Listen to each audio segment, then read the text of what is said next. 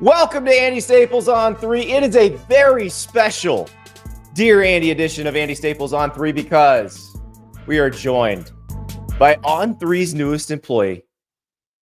The best hire we've made so far, if I do say so myself. Steve Wiltfong. How are we doing?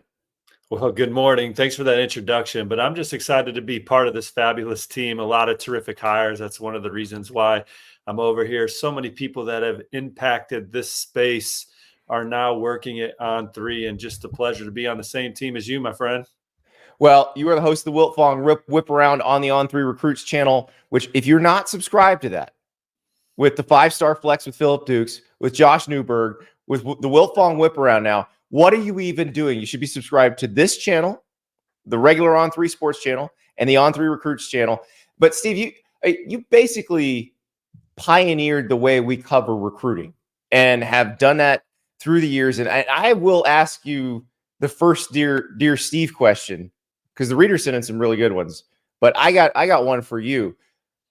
How has the coverage of recruiting changed even in the last 3 years now that transfer portal recruiting is such a huge part of it? Well, I think that it's more saturated than it used to be. There used to be a lot less people covering recruiting, but now that it has become more mainstream and less niche, there's a lot more interest in these prospects, a lot more interest in roster building and how the transfer portal impacts that. There's a lot more people out there covering college football recruiting in the transfer portal right now. Yeah, it's exploded, and we see it with the numbers. I mean, people love reading about this stuff, and it's become a kind of 24/7, 365 thing. And as we sit here 3 days away from the transfer portal reopening, I think it's just gonna keep going. I actually, a piece of news that we got to tell the people about. We mentioned Bear Alexander on yesterday's show. Bear Alexander, the USC defensive tackle, former Georgia defensive tackle. We had reported and other outlets had reported that he planned to enter the transfer portal. Well, on his Twitter on Wednesday afternoon, he tweets out, "I'm not crystal clear on the noise or any of this portal messes about. I'm here to finish what I started, and that's chasing a natty here at USC with my teammates. #fight on." So Bear, now it took Bear roughly 22 hours to find his phone and tweet this after all the stuff broke on Tuesday. So we will draw our own conclusions on that, Steve.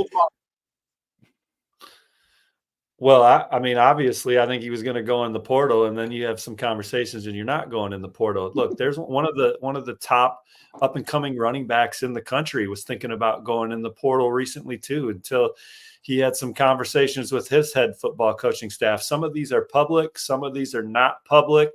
But that Bear Alexander story started because he was going to go into the portal, and now he's not. And that's just the nature of college football right now. And to go back to your first question, Andy, Jeremiah Smith, he is a true freshman receiver at Ohio State.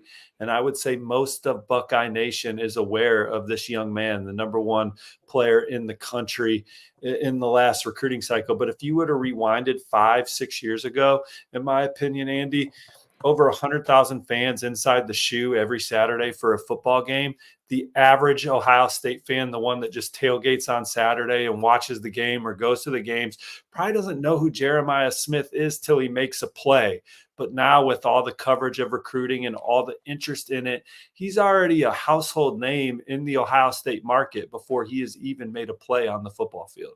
You're exactly right. And I was on Feinbaum yesterday, and I mentioned Cam Coleman, the freshman receiver at Auburn, because I don't know that Auburn's been as excited about a freshman in a long, long time. Maybe I'm trying to think.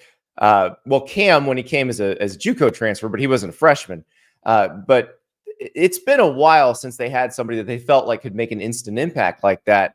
But yeah, I think you're right. I think, and especially with our access to information, access to video, these huddle clips that we can watch. I mean, my son is watching all these guys on Huddle way before we start hearing about them, even as recruits. Like his friends and him were passing around the picture of the kid from the Dallas area. He's an offensive tackle.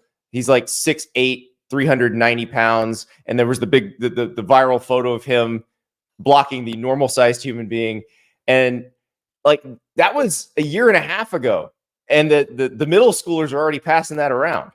No question. My sons are 9 and 6 years old, and they'll watch something on Overtime and say, "Dad, do you know who Cam Coleman is?" It's like, I do, buddy. I am aware of the young man. Yes. I can't wait.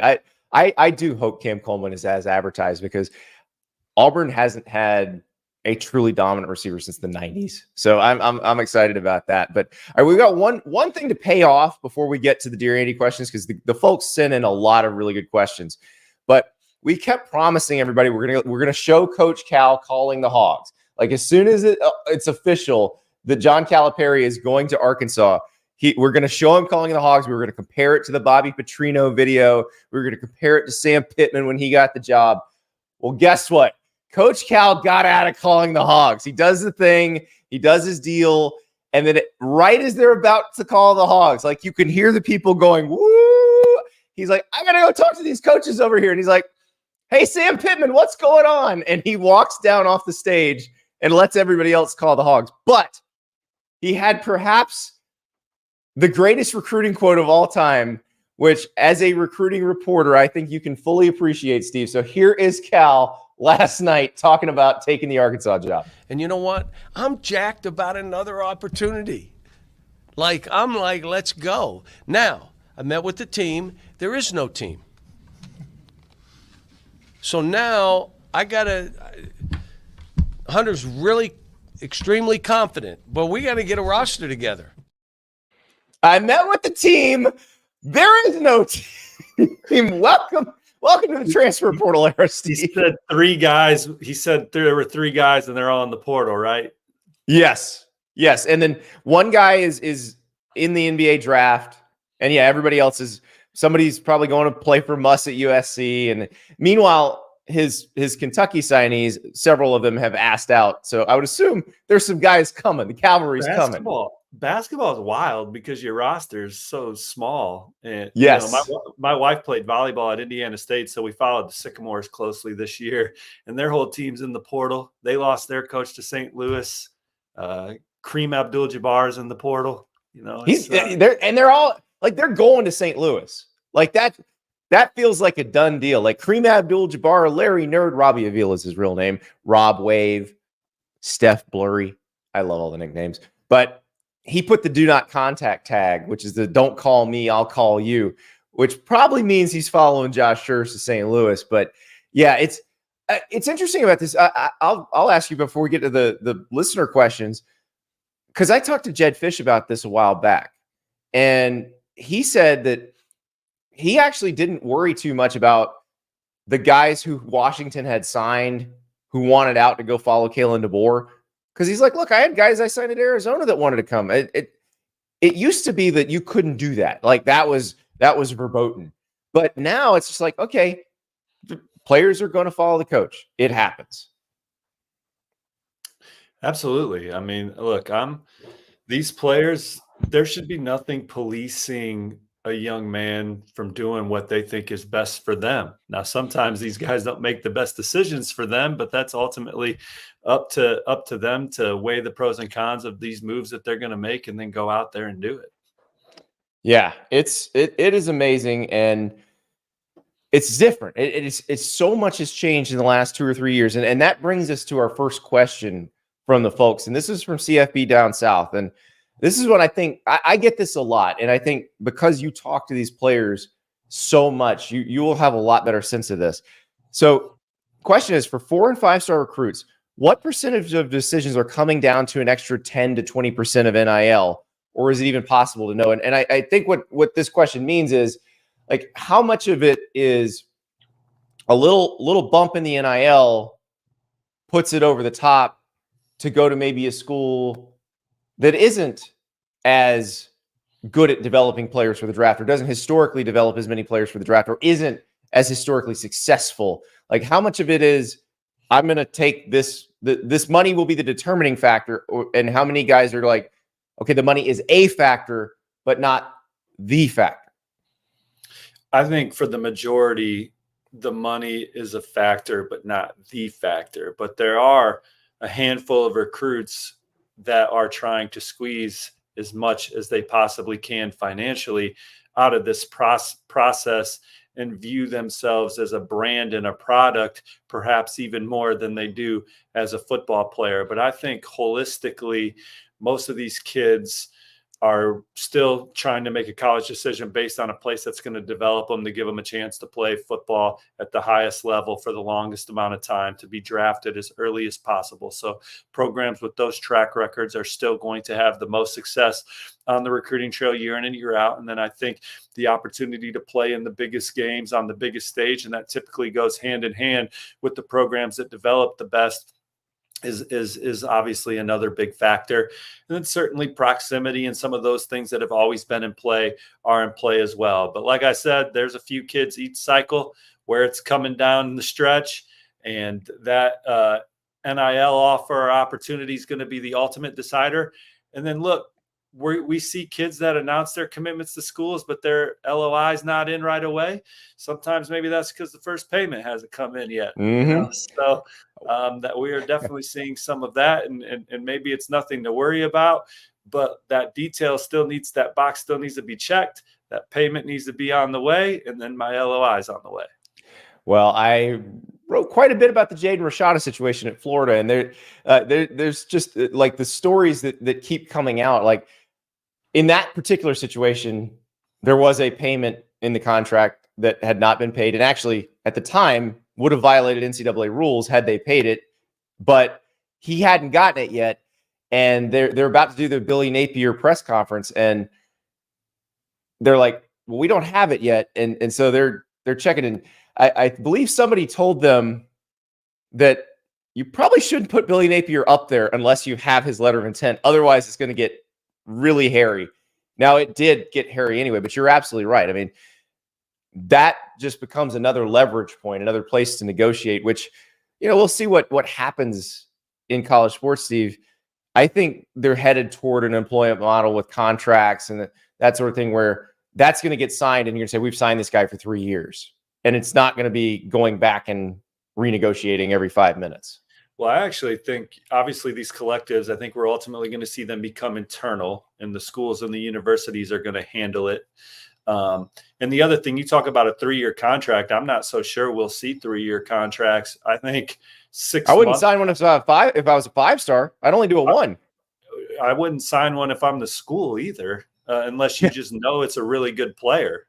Because 6-month contracts early on with unproven players, you could get out of it if that player is not who you thought it would be or should be. And the players can get out of these contracts at any point. So if someone goes on to overplay their 6-month contract, they're going to get a better deal at your school, or they could go into the portal and get a better deal elsewhere. But if I'm a school and talking to some of these personnel guys and coaches internally, like a 6-month deal is probably the best situation for everybody, but certainly it protects the schools, because if you recruit a young man and you're giving him a lot of money and he ultimately doesn't end up being that player that you expected him to be, you have some outs there to cover you, because if you sign him to a 3-year deal, he might just hang out there forever and not make an impact for you on the field. Well, and that's the thing. That would be interesting.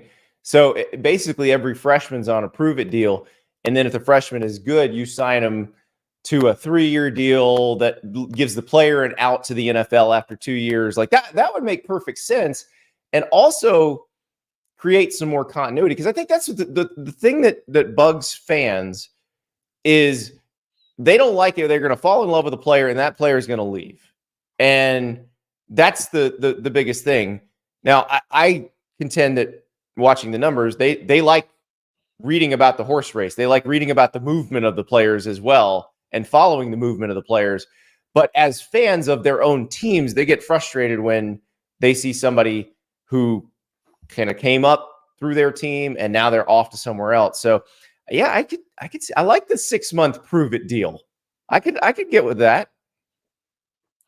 Again, it's just it protects everybody. The player can do whatever he wants whenever he wants, Andy, as you know. So if he doesn't Yeah. like his deal, he can go into the portal. There's nothing holding him back here. A kid could go to the portal every year and see what his worth is. But then the risk of that is, well, maybe your deal at your current place all of a sudden goes south, or maybe there's some Yep. parameters in your contract. Hey, this is what we're going to pay you, but if you go in the portal, you owe us this much back. So we're going to see some things like that moving forward. Got a question from the chat. This is Boosted 931. Says, you think Boo Carter at Tennessee will play on both sides of the ball? Hearing he's really, really turning heads. Travis Hunter 2.0. What do you think about that, Steve? Well, he was a terrific two-way player on the high school level that I remember Ohio State was considering as a potential running back prospect. So he certainly has that skill set. I know he impressed Tennessee in camp, locking down receivers in the secondary, locking down older receivers when he was young in camp. And so certainly that's where Tennessee saw him making a great impact early on. But in today's era of college football, if you have an exciting player that can give you some snaps on offense and be a difference maker there, and it's not too challenging to understand what your responsibilities are, then certainly I think we've seen it in the past beyond Travis Hunter, but it's few and far between. Travis Hunter's a special talent. It's hard for me to say, hey, anybody's Travis Hunter 2.0, just like it's hard for me to call any 5'9.5" quarterback that's 160 pounds Bryce Young. Exactly. All right, we got a question from Travis who says spring games are completely controlled and mostly don't mean anything. So what is the right way to keep up with spring football? What type of things do you look for or listen for over spring that actually means something? Another way of saying it, what does a good spring look like? On the other hand, what would happen to make something a bad spring? And this is what I get a lot, Steve, because people are like, what, how many spring games are you going to go to? I'm like, if I'm lucky, 0, because those are fairly useless for information gathering. The best is when you can watch a scrimmage, a real scrimmage that maybe isn't open to the public, where they're running ones against ones and you can actually see who's really improved. Yeah, the spring game's a celebration of the end of spring camp, which was probably a physical 14 practices leading up to that, where kids are trying to fight for position on depth chart. Maybe you're ingraining new position coaches or a new coordinator. Like take Penn State, for instance, they have a new offensive coordinator in Happy Valley. And defensive. Yeah, Tom Allen's there. Thanks for the reminder. So yeah, 2 new coordinators in Happy Valley. And so getting those guys incorporated with the players get a feel for the coordinators, they get a sense for what their personnel is, and it starts coming together as you start now preparing for fall camp, which then catapults you into the season. I'm talking to some prospects that were at Georgia's very first spring practice. I don't even think they were in pads, and they said it was still as physical a practice as they've been to.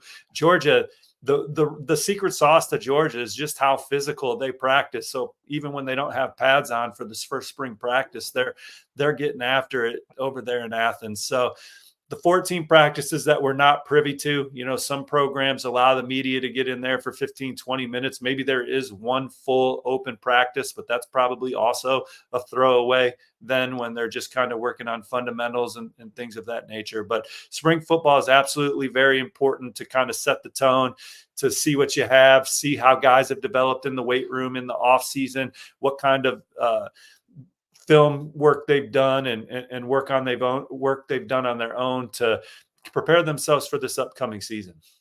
Also setting the 2 deep. We had Jake Rowe on yesterday and we were talking about Georgia and their roster situation. And I said, should Georgia be worried about losing guys to the portal? And Jake said, well, they're going to have to, because they're at 88 scholarships right now. And they're also planning on maybe shopping a little bit in the portal. So there will be movement. And I think that's in this new era, especially, kind of figuring out where everybody fits. And if you're a coach, I wonder about this, Steve, when you talk to these players, can coaches, we know what they do with quarterbacks, but I'm talking about more the other positions. Can coaches afford to try to string these competitions along through the summer? Or do they have to kind of make a decision at this point, or guys are going in the portal? Well, that's a good question, because I think that if kids generally know exactly where they are at on the depth chart, and if that's third string, they're gonna, they might be looking for greener pastures right away. Where if they know that they're in the mix for potential playing time in the fall, maybe they stick it out and fight it out, and then stick around and go on the team. I think there are times where coaches want the player to know, hey man, you're third string, you should probably get in the portal. Yeah. But I was talking to an SEC head coach the other day that was like, I think we're going to lose our third string such and such in the portal, but they want to keep them for depth purposes, but they don't think they're going to. So it's like, we got to find that guy from someone else's team that's getting in the portal, and it's like a trade. We're just trading our third string defensive whatever for your third string defensive whatever. He's not happy here, your guy's not happy there. Just bring them up. We just need someone to come in and play 12 snaps, man, and provide depth. And if we get hurt, maybe they play more. So there's going to be all kinds of like little portal wrinkles going on. There might be some high profile difference makers that get in, like we saw the kid from Oregon State, but I don't necessarily know if this portal season is going to be what it's built up to be, Andy, like it was following this past season. I mean, do you see a lot of starters and difference makers getting in the portal here after spring ball? So I have seen the people. It's almost like rapture predictions. It's almost like the televangelists that tell you the rapture's coming tomorrow and you better watch out because a bunch of cars may be unmanned. I'm not sure that's true. I talked to a personnel director at a big school a couple of weeks ago and said, all right, is it going to be as wild as everybody's saying? He's like, no. He's like, it will be more active than last spring, but not as active by far as December. Because in December, that's when people want to move so they can be at spring practice at their new school. And as far as different, here's where I'm concerned, or I would be concerned, Steve. If I'm a non-SEC, non-Big Ten school, and I have some people who are really good, like if I'm an ACC or Big 12 school, and I have some people who are really good last year who decided to come back and they've gone through spring with me, but there are these schools in the SEC and Big Ten with a glaring hole at that position. That's where I'm worried. That's where I'm worried that somebody comes in very targeted and says, you gained, 1,400 yards last year on the ground. Please come to our school. We're going to feature you. Like, that's where I'd be scared. The other piece of it, and I'm curious to know what you think about this, because I've been thinking about this a lot the last few days. If you're a school that has a head coach that starts the season on the hot seat, we were mentioning Sam Pittman earlier. Arkansas is a good example of this. Obviously, he has to be much better to keep his job. Do the vultures come in now and cherry pick Arkansas's best players and say, hey, your coach may get fired. Why don't you just come here because we're on the upswing. We're not in that position. That's what I wonder, because we haven't seen that yet, but I do think at some point we'll see that with a school. Well, any kind of tampering is on the table, So yeah. There's definitely people working behind the scenes, looking at group of 5 schools and sending feelers out to that person's camp, whether it's their high school coach or some kind of connection, or maybe even going straight to the source. That stuff is happening. I think you go back to when Alec Pierce was at Cincinnati. There were schools reaching out to him back then saying, hey man, you can do what you're doing there at Cincinnati on this stage here. So that stuff's been happening for years. Yeah. And I go back to a couple of years ago. West Virginia kind of got decimated early in the NIL era. West Virginia came out of spring and it felt like everybody was getting picked off. And then we had Neil Brown on, and he talked about that they've improved their NIL situation and they feel like they can keep everybody they want to keep. Like, and that's the thing. Can your school keep who you want to keep? And I think certain schools have been great. Like, I think Florida State's been great at identifying who do we want to keep, who can we afford to let walk if we need to. And it's really about using that money efficiently. But while we're talking transfer portal, Turner has a great question. It's something we've talked about a lot over the last few weeks. So Turner asks, with Dabo Swinney's refusal to embrace the transfer portal, do you think it is at all possible for him and Clemson to return to the success that they were at a few years ago? Is he a good enough recruiter and or developer of talent to not need the transfer portal at all? And do you think there's any coach in the country who could succeed with this strategy, not taking players from the portal, besides Dabo?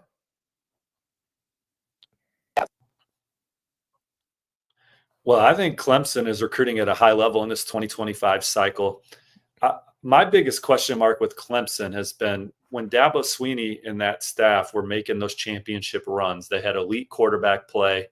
They had absolute tremendous difference makers on the perimeter and in the running back room. And some of those guys are some of the best players in the NFL still right now. They were outstanding on the defensive front. And so they haven't recruited that quarterback position at that level since, and it's hard to do that.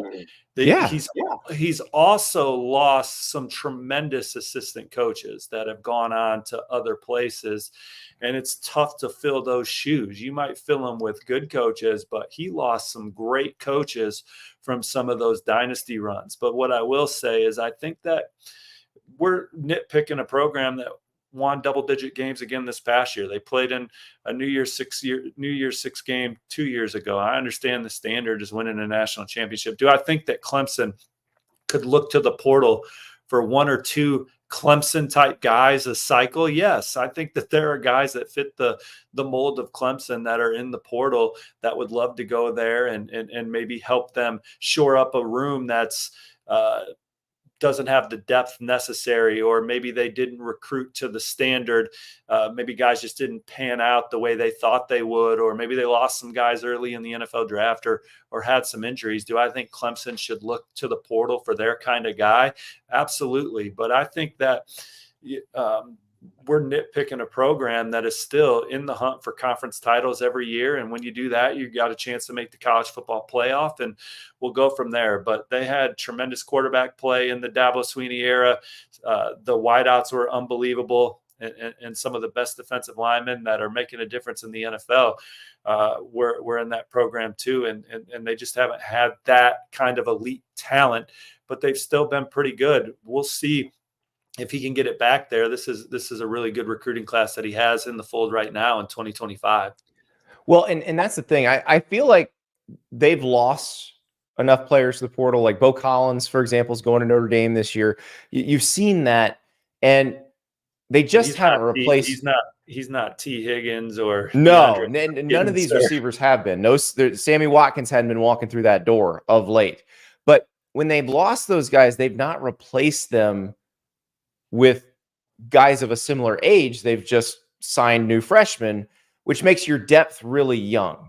And I think that's the problem is, like you said, if they should spot recruit in the portal, go get 2-3 guys that are Clemson guys at positions of need, you're fine. Like that's all you really need to do, I think, to make it work.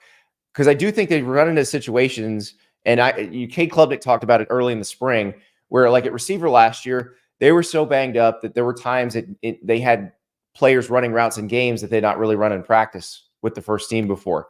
And you've got to be able to overcome that. You've got to have some older depth, because that's the problem, I would think, Steve, is your NC States, your Florida States, the teams you're competing against, they are bringing in that older depth through the portal.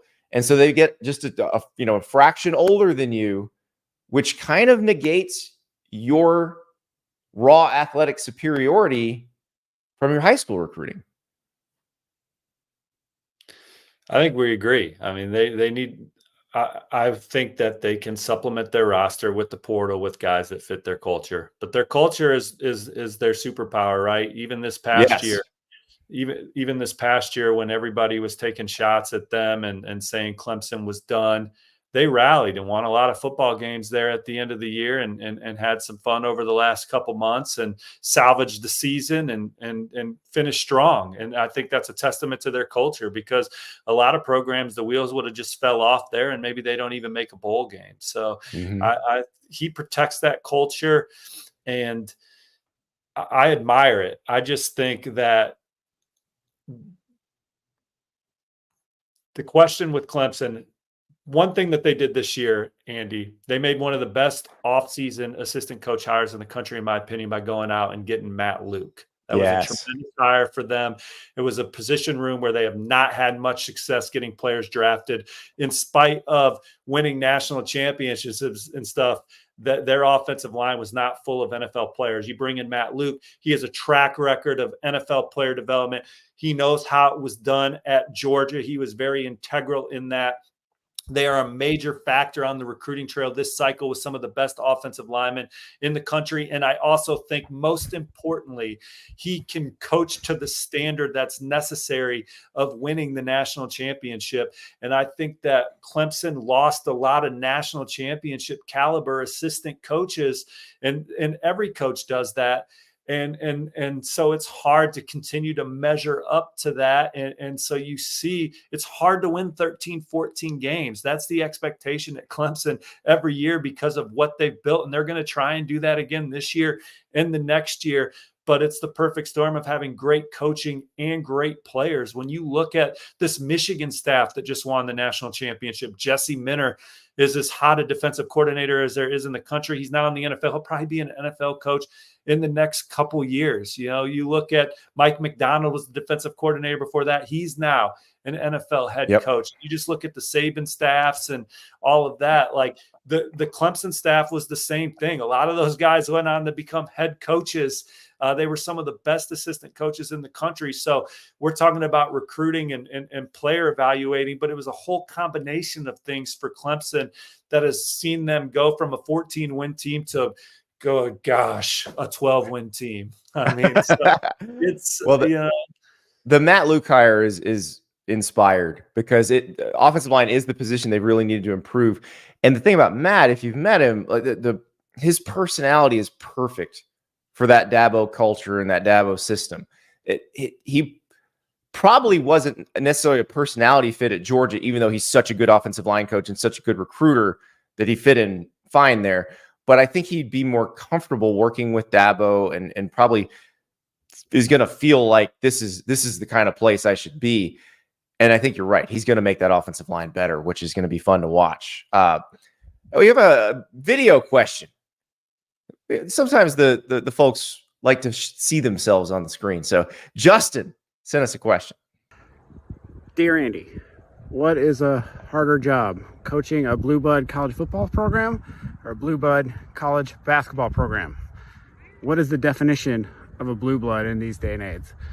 Also, will the Final Four ever be played in a basketball specific arena again? I am thinking of, like, the Northeast is no longer in play for the Final Four. Thank you. Bye. All right, I'll answer Justin's question for a second question first, because that's an easy one. No, it will never be played in a basketball arena again. Remember the Lorenzo Charles tip-in, the Jim Valvano running around the court? That happened at the Pit in Albuquerque, New Mexico. That was New Mexico's home gym where they were playing the Final Four. No, it's always going to be a football stadium now. There's too much money in it. But the blue blood question, Steve, I saw J.D. Pickell was talking about this the other day about, is Georgia a blue blood? I don't even know if I care if somebody's a blue. Like, Georgia's, I look at it as, are you a national title contender right now or not? And Georgia's a national title contender year in, year out. LSU, like, I wouldn't consider LSU a blue blood because they weren't great. Like, when I was a kid, LSU was kind of average. But Nick Saban came in, unlocked the formula, and now they've won 3 national titles under 3 different head coaches. Like, does that make them a blue blood? I don't know, but does that make them scary if you have to play them? Yes, it does. Those Independence Bowls under Coach DiNardo didn't move the needle for you back when you were a kid. Man, Jerry DiNardo had some players, though. He had some dudes. Alan Faneca, Booger. That's some dudes.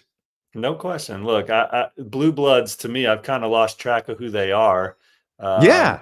But I look at it the same way as you. Who are the programs capable of winning a national championship? And when you look at college football right now, you obviously have Georgia, Alabama still in the mix with this new coaching staff. Texas Longhorns are right there. Ohio State Buckeyes for sure.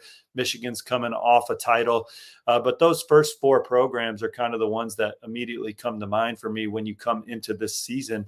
And then you'll have some programs like Notre Dame that look like playoff teams that are in the hunt. And so it'll be exciting to see what they can do with this more expanded playoff.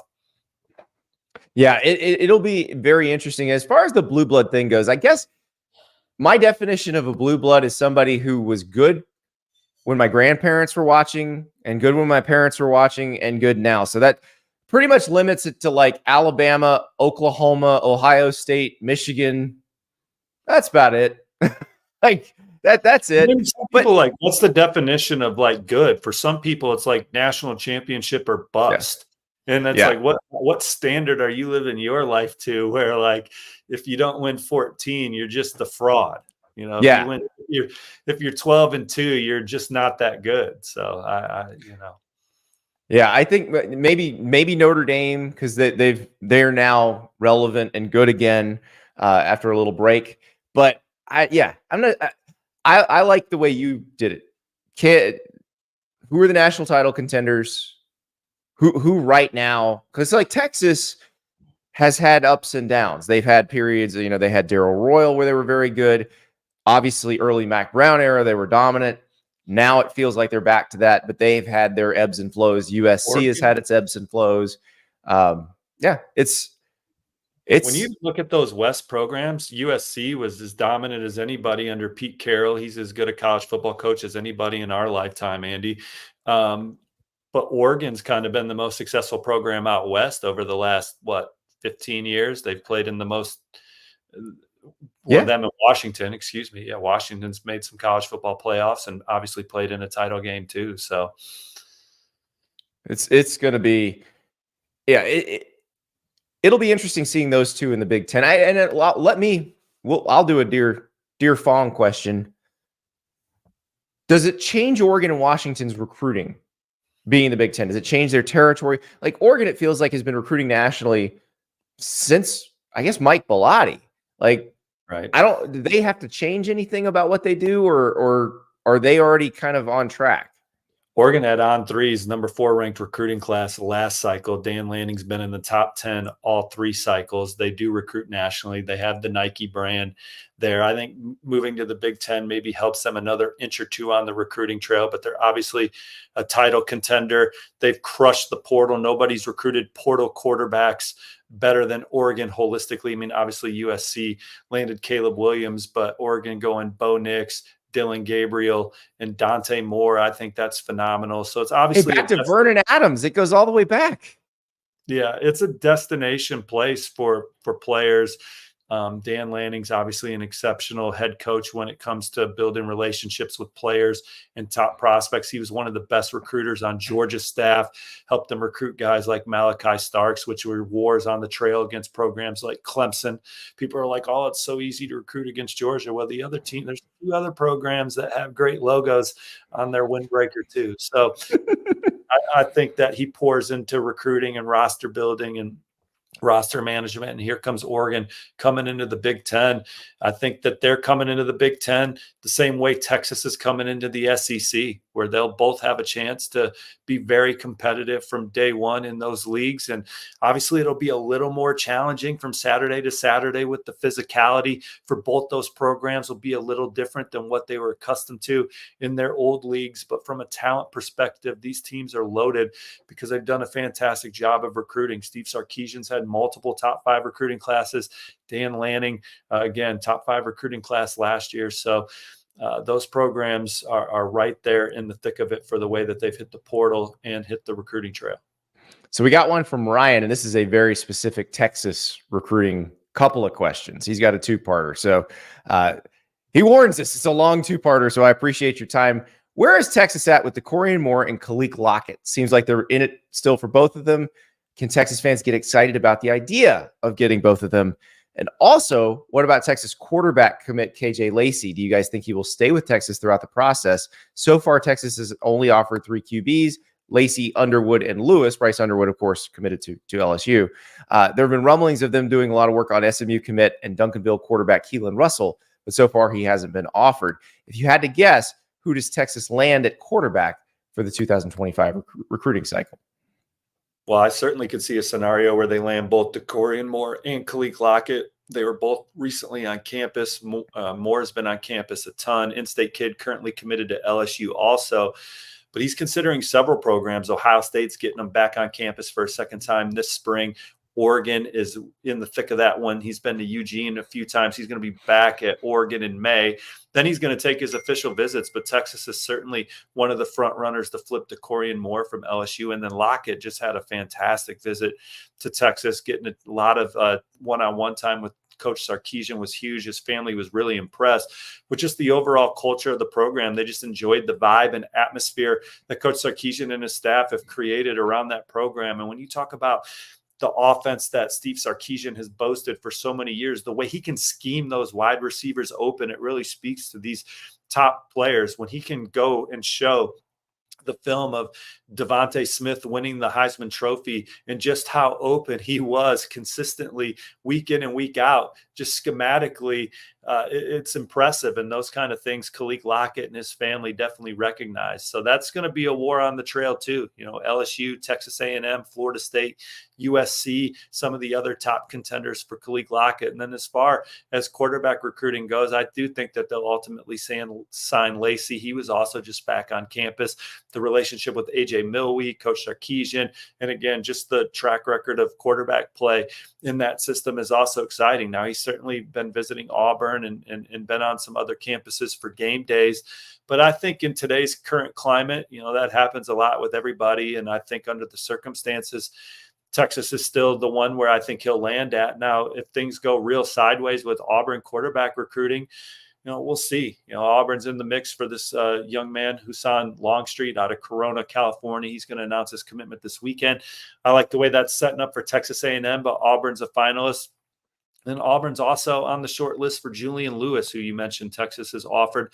Julian Lewis is currently committed to USC. He was recently back at USC for a 3-day visit. And I think there was a time where it looked like Julian Lewis was not going to stay in the USC class. Now, after that visit, there's some people that spent time with him that feel as good about it as they have. But he went to Auburn a couple times this spring, and there's some people around the Auburn program that have spent time with Julian Lewis. I think that Auburn has a great chance of flipping him. Georgia, Alabama, Colorado also in the mix for Julian Lewis. So there's some dominoes, some moving parts, but right now I like KJ Lacey to stick with Texas, and I think my answer was as long as your question, my brother. Well, it actually brings another question for me, because we talked about all of the defensive side of the ball commits that USC got, which a couple of those guys from the state of Georgia, which is also where Julian Lewis is from, one guy from Jacksonville, Florida. How much does keeping Julian Lewis in the class matter in terms of those other folks? Is it especially all the Georgia guys? Is it something where they're potentially wanting to all go somewhere together, or is that independent of each other? Well, I think Julian Lewis's commitment to USC is powerful in the sense that his peers see that this is one of the top quarterbacks in America committed to the Trojans.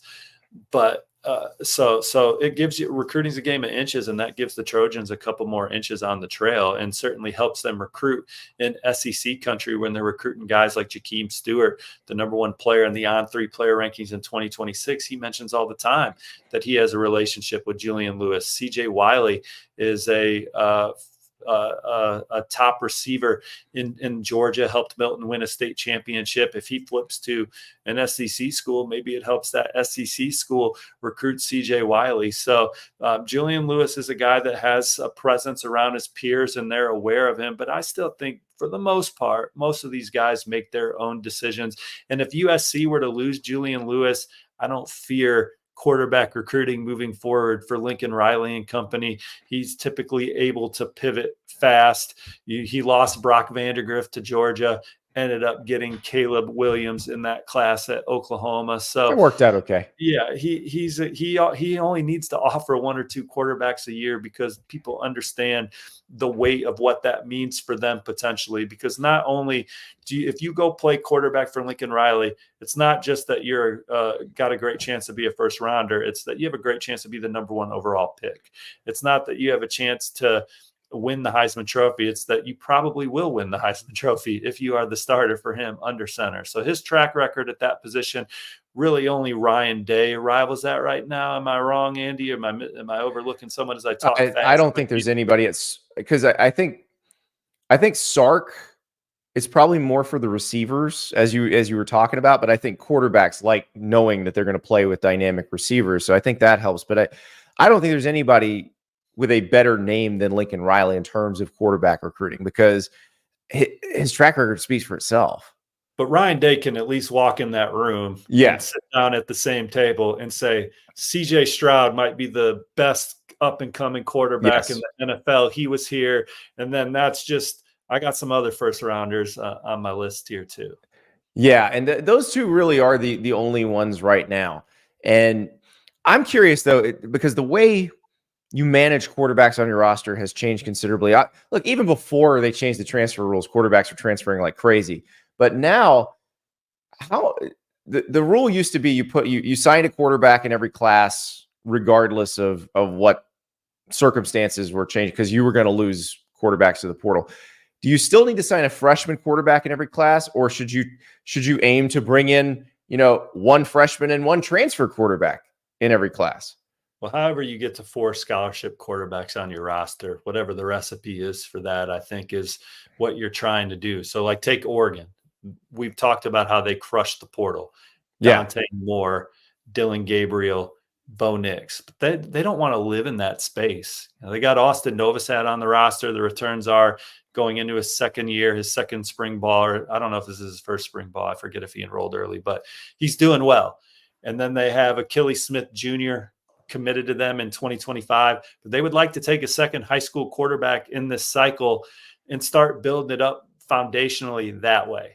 I think that's still the recipe to have Carson Beck in your program, developing, and then Gunnar Stockton behind him, and then Ryan Puglisi and so on and so forth. In a perfect world, that's how schools would want to do it. But if it doesn't work out that way, we can go get Dylan Gabriel because we're just not good enough to play at the level we want to play at today with Austin Novosad maybe. But that doesn't mean we can't win with Austin Novosad. Well, and in Oregon's case, Ty Thompson was a big-time recruit, right? And he stayed on the roster, and he stayed through Bo Nix, and he was there before Bo Nix. And he wanted to be at Oregon. He tried, and it just didn't work out. But I do think, you're right. If you can have somebody who's willing to stay, if you can get a freshman who's willing to wait a little bit, then you might wind up with a Carson Beck. And that, like you said, is the ideal, where you have a guy who's been in your program 3 years and then can start for you for 2 years. And that's kind of how it was happening with Ohio State too. And if you look at the quarterbacks that are competing for national championships, or the quarterbacks that are getting drafted highly, for the most part, many of them don't start at 18 years old. Yeah. Actually, that brings us to an interesting question from Jeff. And it's Dear Steve via Andy. And it's about a quarterback who was definitely not ready to start at a big school at 18 years old, was a late bloomer of late bloomers, and turned into a really good quarterback. I've always been curious as to why Josh Allen didn't have more than a couple offers coming out of JUCO. I'm not saying Alabama, Clemson, or Ohio State needed to be knocking on his door, but I've seen the film along with his high school film. I'm no recruiting expert like yourself, but I think he showed enough skill and potential for more FCS, G5, and lower level power conference schools to take a chance on him. What gives? And Steve, I've actually got a lot of background on this because I did a big Josh Allen story for SI when he was at Wyoming, and I've got a photo that will help explain some things. So River, our producer, please. Okay, so we're showing a photo of Josh Allen and his brother when they were in high school. Josh is the smaller guy in this photo. He was skinny. He was a beanpole in high school. He was like 140 pounds as a high school junior. He was like 6'3", 170 as a high school senior. So that's why he ended up having to go to Reedley Junior College. Also, he's from Firebaugh, California. Here's a story his parents told me, Steve, that I thought was awesome. So Tom Herman, who was then the coach at Texas, is actually from near Firebaugh. Firebaugh is a small farming community about 45 minutes from Fresno. And they reached out to Tom Herman because they thought he'd be the only coach in America who had even heard of Firebaugh. And no response. Got nothing. So that about sums up Josh Allen's recruiting coming out of high school. But you've seen this. Like it seems like coaches have a physical archetype that they want, and if you don't fit that, you got to be like Bryce Young at Modern Day for them to even take a look at you.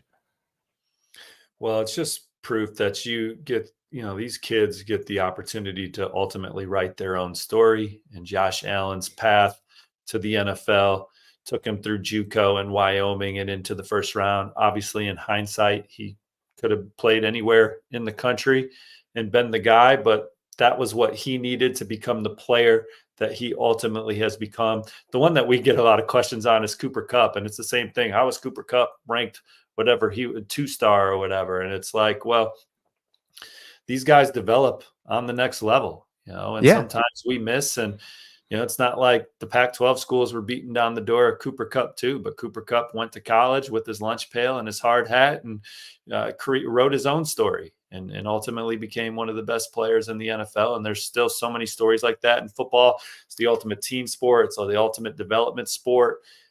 You have to be smart to play. There's so much pre-snap stuff and things going on out there, reading coverages. There's just so many things that go into what makes a great NFL player. But obviously, Josh Allen is someone that could have played quarterback anywhere. Cooper Kupp, someone that could have played receiver anywhere. Their early chapters weren't destined for them to play on the biggest stage, but certainly now they're household names playing the most popular sport in the country. Yeah, and Josh coming out of JUCO, to answer Jeff's question, he was pretty good, but he still was not showing all the traits. Like, Josh got faster as he got older. His nickname in high school baseball was Tortuga, turtle, if you don't speak any Spanish. Like, he was slow and then became it's not something you normally see with a person. Like, normally kids who are fast are fast. They're fast at 6 years old. They're fast at 12 years old. They're fast at 18 years old. But he got faster as he got older. And I think that's part of his game that if you were even looking at his JUCO film, you didn't quite see yet. So the greatest part of all that is, so Brent Vegan, who's now the head coach at Montana State, was the OC at Wyoming at the time. And they had sent an assistant to Reedley to look at another player. He saw Josh Allen. He told Brent Vegan, hey, you need to watch this guy. And Vegan watched him and liked him, but they already had a quarterback committed. So it was a guy out of Oregon named Eric Dungy, who college football fans should remember as a very athletic quarterback who played for Syracuse. Well, when Eric Dungy flipped to Syracuse, which I believe was early in Dino Babers' tenure, but it might have been before that, that's when they went and got Josh Allen at Wyoming. So thank you, Eric Dungy, for helping launch Josh Allen's career. But that you were just talking about it earlier with Juju Lewis and with KJ Lacey. Like, the quarterback domino effect is always fascinating to me. There was a year, Steve, where I did a thing, and I think it was, I'm trying to remember. Oh, it was Brandon Wimbush when he decommitted from Penn State and flipped to Notre Dame. I did an illustration of the domino effect that went all the way down into the FCS based on that one move. I kind of forget what played out after that. I just know Wimbush had a fantastic senior year in the state of New Jersey, then came into South Bend and showed some flashes early, just didn't take off from there. Yeah. And then, but it was crazy because that one was one where you could very obviously find all the moves. I wish SI's website hadn't been completely wiped out, because I'd love to find that and see who else was in the mix there. But it was a lot of guys that moved around based on Brandon Wimbush changing his mind. So those quarterback flips can change a lot of things. All right. We got a couple more. This is an easy one from Dominic. I can answer this in about 2 seconds, but this is something that I think you guys who are sickos are going to appreciate. So here's a question from Dominic. Many times over the course of listening to your show, including Tuesday's show talking about Coach Calipari, I hear you mention that you have read over the contract to see what the buyout is. I know this can be done for public university coaches more so than private university coaches. I'm just wondering, where would I be able to find these contracts to look over them? Thanks for your help and keep up the great work. All right. So here's what you do. This is the dirty secret. And anybody can do this. You don't have to be a reporter. You don't have to file a Freedom of Information Act request. If the contract is already available, which in a lot of cases it is, Google the coach's name and the letters PDF. The coach's name, the word contract, and the letters PDF. You will probably find it. Like John Calipari's contract was on the University of Kentucky website. Every amendment to it from when he signed originally in 2009. So you could read the whole thing. And there's actually an attorney out in Washington State who was collecting all the football coaches' contracts and had a database of them. He has not been doing updating that as frequently as he was before, but that was a place where a lot of those were stored. So yeah, if you want to know what somebody's buyout is and they coach at a public school, coach's name, the word contract, the letters PDF, you'll probably be able to read it in full and figure out what's going on. It's that's the dirty secret. I wish I could say I have insider access, and I do. I can, I know some people where I can get some contracts a little bit earlier, or I can get some information off a private school coach's contract. But those private school ones, you're not going to see posted on the internet unless they wound up in a lawsuit or something like that, because they guard that stuff pretty fiercely. So, all right, one more question, Steven. This is definitely a good one for you. Our friend Nathan, he didn't ask a question last week or the week before, and I think we're about to find out why. Here's his question. Dear Andy, 2 weeks ago, I became a dad. So my question is this. Is it my responsibility as a sports fan to raise my son to be to root for the same team that I do? Or is it my duty as a parent to let him choose his own favorite team? Also, who do I have to bribe in order to get him ranked as a 5-star athlete? We'll start with number one. I don't know where you fall on this, Steve. I kind of want my kids to pick their own allegiances sports-wise. Like, I don't want them to just say, well, here's where dad went to school or here's where mom went to school, so that's who we're fans of. I want them to kind of come by it organically, because I feel like that's the fun part. Well, from a pro sports standpoint, they kind of just fall in line. I got 2 sons. They're Cubs fans. We live in Indianapolis. We like the Colts and we like the Pacers. But they start to like players. So, yeah. It's a player's game for them. They like Luka Doncic. My 6-year-old loves Derrick Henry. And the only reason why he didn't wear his Derrick Henry jersey to the Colts-Titans game this past year is because it was actually the game where Jonathan Taylor came back from his contract dispute. And so we were able to convince him that, look, this is Jonathan Taylor's first game back. You should wear your Jonathan Taylor instead of wearing your Derrick Henry jersey into Lucas Oil Stadium. So just put them around the sports. They'll start falling in love with players. And if you missed the top of the show, they're going to come across players on Overtime or YouTube or whatever. And guys are going to become their favorites. And the funny thing to me, my kid was recently opening up packs of basketball cards, and he took 4 of them out of there and discarded all the rest. And I'm like, this guy's a good player. This guy's a good player. This guy's a good player. And he's like, just because it's a good player doesn't mean it's a good card, Dad. So they'll educate us on things here. And but college sports, they typically they kind of just fall in line to what they're exposed to. So your kid will probably like what you like until it maybe falls in love with a favorite player. It reminds me of a question I got at my old job of doing the mailbag. And the person asked me that they'd grown up in a family of Florida fans, but they did not get into UF. They did get into Florida State, and they were going to be a freshman at Florida State. And they said, what should I do? Should I wear Gators stuff? Should I boycott the games? What should I do? And I said, go to the games. Like, wear neutral colors if it bothers you wearing Seminoles stuff, but go to the games with your friends that you've met on campus and see how you feel. And I said, I bet you will come back in a year and say that you're a Florida State fan. And they wrote me back a year later and absolutely had made great friends, loved going to the games, and were a Seminoles fan. Like that, I think that's part of it too, is the environment you get plunged into. Like my kids are I have one that's about to start high school, one that's still in middle school. I have no clue where they're going to go to college. So they'll probably be fans of wherever they go to school. Well, interesting you bring that up. To good way to close it. Like, let's just say you're a huge college basketball fan as a kid and you grow up and you root for UConn, and then you go to Indiana. You go to Indiana for your college experience. So you start loving Indiana basketball, but that doesn't necessarily still trump your childhood allegiance. You know? So now you kind of root for two and you hope they don't play head to head. Well, I had a weird one. So I grew up a South Carolina fan. I was born in Columbia. We lived there until I was in second grade, and then we moved away. But I stayed a South Carolina fan through school. I ended up going to Florida because I had an academic scholarship to Florida and walked on there. That's where I met Steve Spurrier. And the funny thing is, like, I obviously love what Steve Spurrier did at Florida and certainly was very helpful to me in my life and career.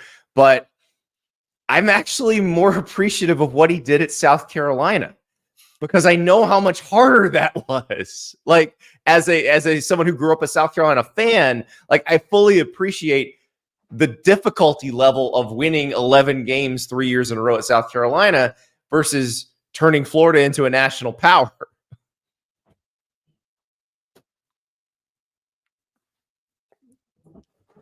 So yeah, I think that's exactly what I was saying, right? You know, you still sometimes your childhood allegiance will still pull you through if you go to a powerhouse, but you rooted for a powerhouse.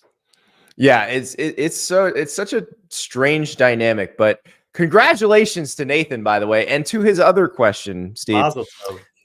Yeah, so you can't bribe somebody to be a 5-star. Like, Charles Power has to see you and fall in love. That's pretty much all it is.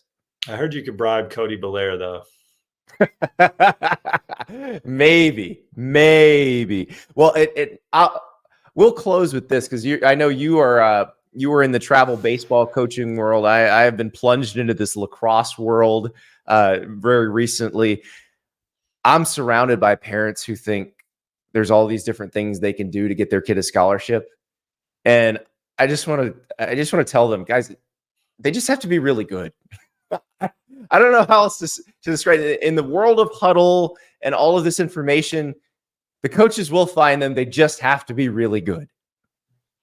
And play varsity first before we even start talking about it. Please do. Please be good on varsity. Can we wait until then? And get an Adam's apple too.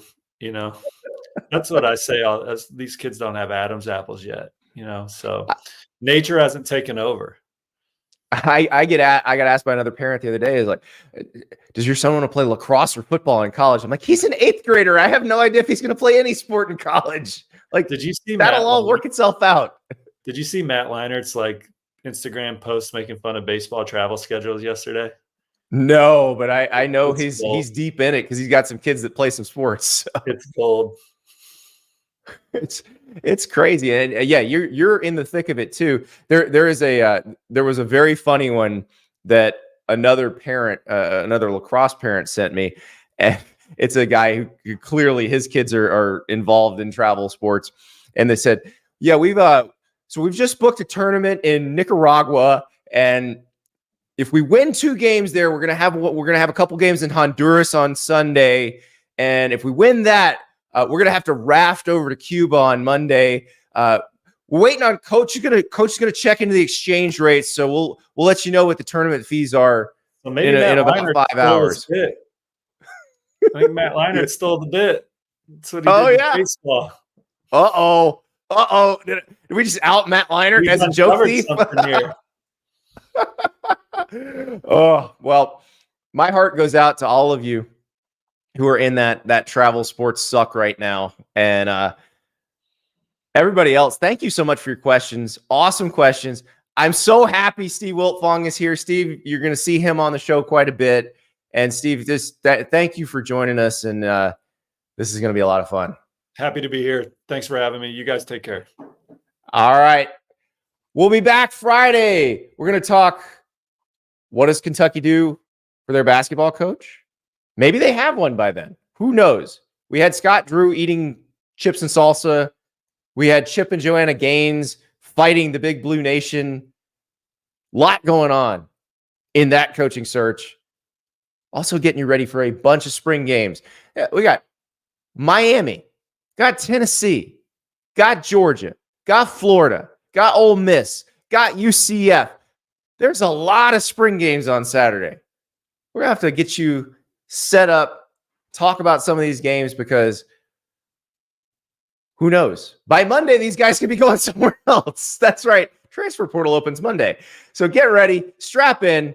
It's going to be a fun weekend. We'll get you all set up for it on tomorrow's show. Thank you so much for watching.